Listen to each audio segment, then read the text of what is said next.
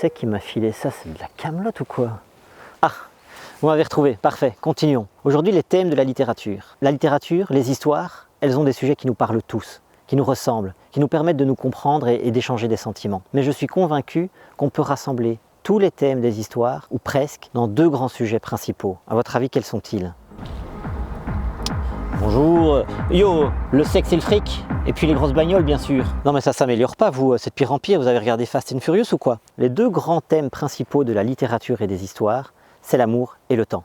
L'amour qu'on recherche, l'amour qui nous fuit, l'amour qu'on essaie de garder, de récupérer, et le temps qui passe, avec ses remords, ses regrets, ses occasions manquées. Je suis sûr que si on supprime ces deux thèmes, on met au chômage des milliers d'auteurs, de réalisateurs et de musiciens. Et évidemment, pour tout auteur, le Graal absolu, ça reste quand même des histoires d'amour qui foirent à cause du temps qui passe. Oui, il est évident que clair que la nana qui me répond pas dans les 5 minutes, je la tèche direct. Oui, bref. Le grand spécialiste en tout cas, c'est Alexandre Pouchkine. Ah oui, le fameux... non, je veux dire, c'est qui ce mec? Il est de la bande, je le connais pas. On ne dit plus le mot bande depuis au moins 20 ans, pour information. Alexandre Pouchkine, c'est cet immense poète russe qui a connu un énorme succès de son vivant, ce qui est assez rare. Il est issu d'une famille bourgeoise, il est beau, il est éloquent, il a un énorme succès littéraire très vite et évidemment un énorme succès avec les femmes également. C'est vraiment le type qu'on n'aurait pas voulu avoir comme copain. En plus, il avait un côté un peu bad boy et il va finir tué dans un duel avec l'amant de sa femme, dans une clairière, à l'orée d'une forêt. C'est surtout l'auteur d'un roman qui a connu un immense succès en Russie, Eugène Onégine. Eugène Onégine, c'est l'histoire d'un jeune dandy de Saint-Pétersbourg, Eugène, qui se lasse un peu de la vie mondaine et qui décide d'aller trouver un peu de quiétude à la campagne à l'occasion du décès d'un vieil oncle. Et là, il va rencontrer Tatiana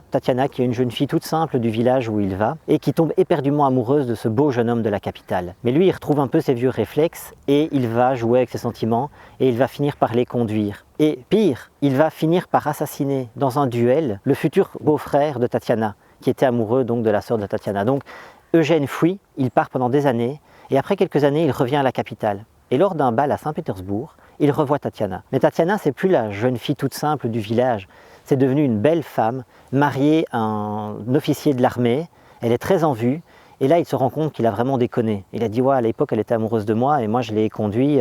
Maintenant, je la veux, je tombe amoureux. Et donc, il tombe amoureux d'elle à ce moment-là. Et il va commencer à lui écrire pour lui dire, écoute, repense à l'occasion qu'on avait avant, quand tu étais amoureuse de moi, j'étais un salaud, mais pardonne-moi. Et donc là, il lui écrit. Et alors, il y a une phrase très belle qui dit, il n'ignore pas et pour cause qu'une lettre ne sert à rien.